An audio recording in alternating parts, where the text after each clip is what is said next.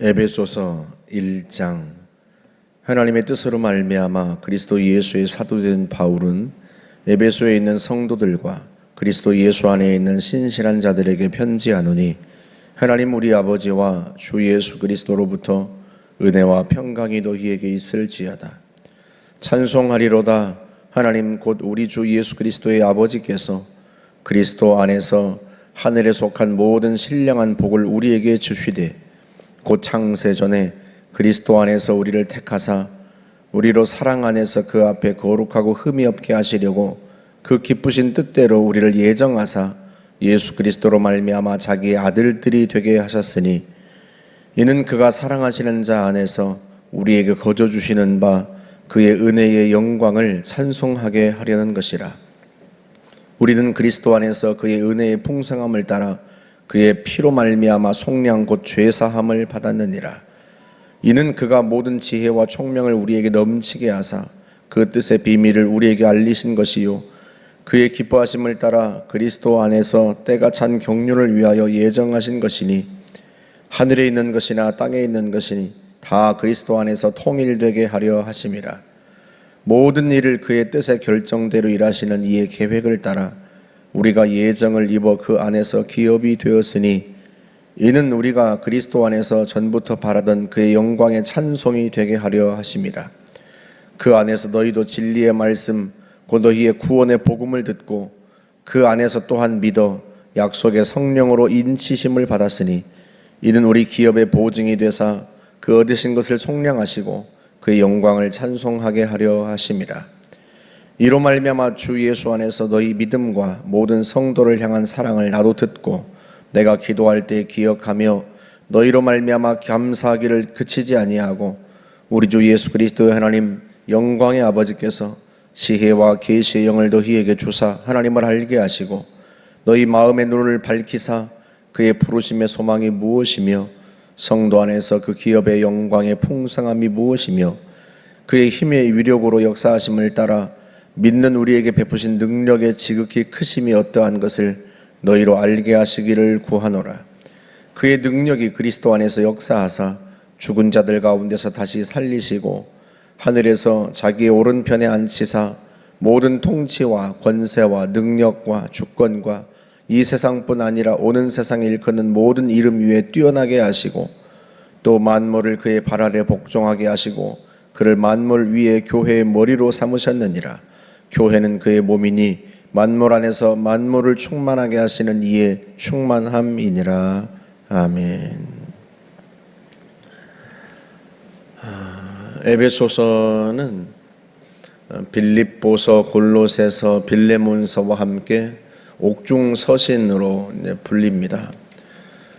바울이 3차 전도 여행을 마치고 예루살렘에 갔다가 거기에서 체포되어서 재판을 받게 되는데, 바울이 황제에게 상소함으로써 로마로 이송되어서 거기에서 구금 상태로 재판을 받게 됩니다. 그때 로마에 감금되어 있을 때에 쓴 서신이어서 옥중서신이라고 하고, 에베소 교회, 또 빌립보 교회, 또 골로새 교회, 그리고 개인적으로는 빌레몬이라고 하는 사람에게 이 4개의 서신을 쓰게 되는 거죠. 에베소는 바울이 3차 전도 여행 때 약 3년 동안 머물렀던 곳입니다. 그 당시 아시아라 불리는 곳의 수도였고요.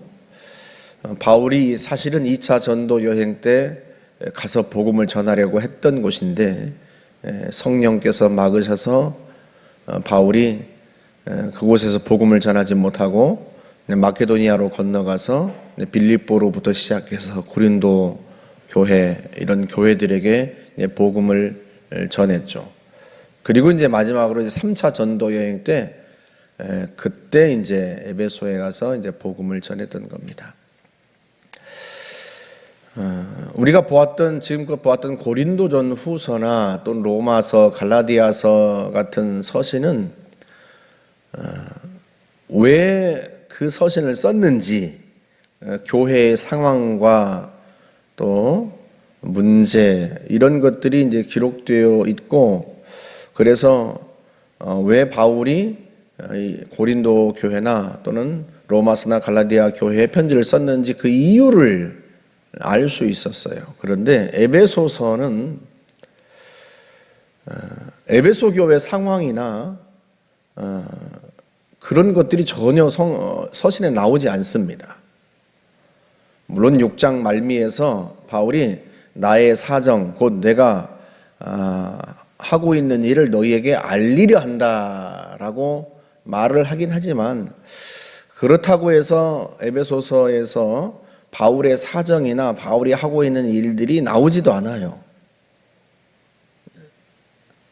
바울이 쓴 서신의 내용은 하나님의 은총과 축복, 그리고 교회, 또 영적 전쟁, 이런 내용들로 채워져 있습니다.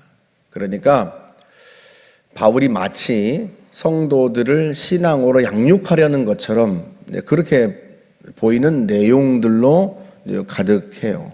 이게 무슨 말이냐면, 바울이 로마 감옥에 갇혀 있고 재판을 받는 중인데 자기의 사정은 아랑곳하지 않고요, 오직 교회와 성도들을 어떻게 하면 잘 세울까, 그 생각밖에 없다는 뜻이에요. 그래서 성도들에게 그들이 받은 은혜가 무엇인지, 그 은혜가 어떻게 그들에게 왔는지, 또 교회가 무엇인지, 영적 전쟁은 어떻게 치르는지, 이런 일들을 자세하게 설명하고 그들의 신앙을 세우는 거죠. 바울은 온통 교회 생각 그리고 성도들 생각밖에 없는 사람이었다, 그런 의미입니다. 1장은 크게 두 부분으로 나뉘는데요, 14절까지는 성삼위 하나님의 사역을 이야기하고, 그 다음 15절부터는 바울의 기도입니다. 우리가 이 바울의 기도는 수요일 예수님의 기도학교에서 다루고 있기 때문에 오늘은 그 앞부분만 잠깐 살펴보려고 합니다. 인사말을 1, 2절에서 하고 난 다음에 3절에서 어떻게 시작하죠? 찬송하리로다 하고 시작을 합니다. 누구를 찬송해요? 하나님, 곧 우리 주 예수 그리스도의 아버지. 하나님 아버지를 왜 찬송합니까? 3절에 그렇게 말하죠. 그리스도 안에서 하늘에 속한 모든 신령한 복을 우리에게 주셨기 때문에. 하늘의 복을 주셨다. 하나님께서 세상의 복이 아니라 돈이나 명예나 지위 같은 그러한 땅의 복이 아니라 하늘의 복을 주셨다 하고 말하는데, 그래서 신령한 복이라고 표현하죠. 영적인 복입니다. 그런데 모든이라고 표현을 해요. 하늘에 속한 모든 신령한 복. 그러니까 하나님께서 우리에게 주실 수 있는 모든 영적인 복은 다 주셨다, 이런 의미예요. 그래서 하나님을 찬송함으로부터 시작을 합니다. 그런 도대체 하나님께서 우리에게 주신 복이 뭔가? 모든 복을 주셨다고 그랬는데 어떤 복을 주셨기에 그렇게 표현을 하는가? 그걸 그 다음 절에서 소개를 하죠. 4절에 보면 곧 창세 전에 그리스도 안에서 우리를 택하사, 5절에서는 그 기쁘신 뜻대로 우리를 예정하사, 그렇게 표현하죠. 창세 전에, 그러니까 세상이 생기기 전부터 주님이 우리를 택하셨고, 또 주님이 그 기쁘신 뜻대로 우리를 예정하셨다. 우리를 택하고 예정하셔서 어떻게 하셨어요? 하나님의 아들이 되게 하셨다는 거예요. 그리스도 안에서 자기의 아들들이 되게 하셨다. 여러분, 아들은 상속자죠. 아버지가 가진 모든 것이 다 아들의 것입니다. 그래서 모든이란 표현을 쓴 거예요. 하나님이 가진 모든 것은 그 아들인 우리에게 다 주어집니다. 그래서 모든 복을 주셨다라고 표현을 한 겁니다.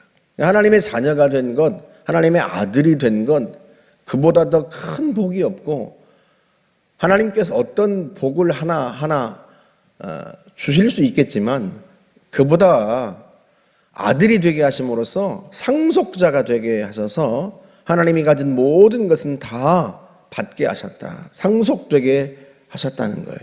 그래서 하늘에 속한 모든 신령한 복이라고 말씀을 한 거죠. 그 어떤 것보다도 가장 큰 복이고 그 모든 복을 다 포함하고 있는 복이기 때문에 그래요. 하나님의 아들이 되게 하셨다. 그래서 우리가 하나님을 찬송할 수밖에 없는 거죠. 6절에서도 그래서 찬송을 합니다. 이는 그가 사랑하시는 자 안에서 우리에게 거저 주시는 바 그의 은혜의 영광을 찬송하게 하려는 것이라. 하나님의 아들이 되었으니 당연히 하나님을 찬송할 수밖에 없죠. 그 은혜의 영광의 그 풍성함을 하나님께 찬송하고 또 찬송하게 하시려고 아들이 되게 하셨다는 거죠. 그러면 어떻게 우리가 하나님의 아들들이 되었는가?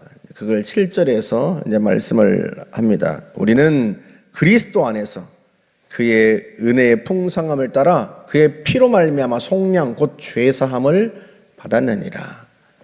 우리가 어떻게 하나님의 아들이 되었어요? 그리스도의 피로 말미암아. 속량이라고 하는 것은 노예를 값주고 사서 그 노예를 내가 자유케 하는 걸 속량이라고 말을 해요. 그러니까 우리가 죄의 노예요, 사망의 노예였는데, 종이었는데 주님께서 그의 피값으로 우리를 사시곤 우리를 자유케 하시고 심지어 하나님의 아들이 되게 하셨다는 거예요. 양자로 삼으신 거죠. 그래서 그게 은총입니다. 은혜의 풍성함이에요. 그래서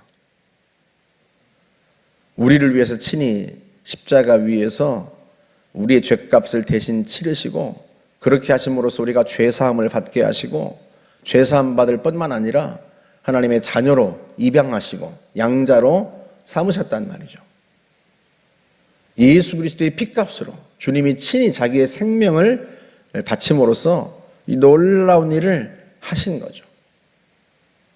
그래서 우리가 또 성자 예수 그리스도를 찬송할 수밖에 없는 거죠. 그래서 12절에 보시면 이는 우리가 그리스도 안에서 전부터 바라던 그의 영광의 찬송이 되게 하려 하심이라. 그의 영광의 찬송이 되게 하려 하심이라 하고 기록했는데 하나님의 영광을 찬송하는 자가 되게 하려 하심이었다라고 그렇게 세 번역에서는 번역을 했어요. 그러니까 하나님의 영광을 찬송하는 자가 되게 하시려고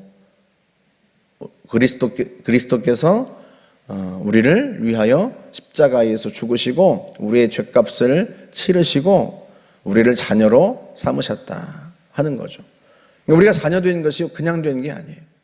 예수 그리스도께서 생명을 바치심으로써 목숨을 주심으로써 십자가 위에서 피를 흘리심으로써 그 은혜로 우리가 하나님의 자녀가 되고 또 상속자가 된 거죠. 그뿐 아니라 우리가 하나님의 자녀가 된 것을 성령께서 보증하십니다. 그래서 13절에 그렇게 말씀하죠. 그 안에서 너희도 진리의 말씀 곧 너희의 구원의 복음을 듣고 그 안에서 또한 믿어 약속의 성령으로 인치심을 받았다. 그러니까 성령께서 도장을 찍으셨다는 거예요. 보증하셨다는 거예요. 우리가 하나님의 자녀 된 것, 예수 그리스도의 피로 우리가 죄사함 받고 하나님의 자녀가 된 것, 그것을 누가? 성령 하나님께서 도장을 찍으셨다. 보증이 되셨다. 공증하셨다. 그런 의미예요. 우리가 예수 그리스도 안에서 복음을 듣고 믿어서 하나님의 자녀가 된 걸 성령께서 보증하신다. 그러니까 하나님 아버지께서 예정하시고 성자 예수님께서 그의 핏값으로 우리를 사시고 성령께서 이를 보증하신 거예요. 그렇게 우리가 하나님의 자녀가 되고 하나님의 아들들이 된 겁니다. 그러니 그렇게 하나님의 자녀가 된 우리를 누가 또 어떤 세력이 감히 우리를 넘어뜨릴 수가 있겠냐 말이죠. 여러분, 그 당시 로마의 박해가, 그 박해의 전운이 감도는 유대인들의 박해만이 아니라 로마의 박해의 그 전운이 감도는 그런 시기에 이 메시지를 들었을 이방인 성도들이 얼마나 마음에 힘을 얻고 또 용기가 생겼겠습니까? 하나님 아버지께서 우리를 창세전부터 예정하셨다. 예수 그리스도의 핏값으로 우리를 사서 우리가 하나님의 자녀가 되었다. 그리고 그 사실을 성령께서 보증하셨다.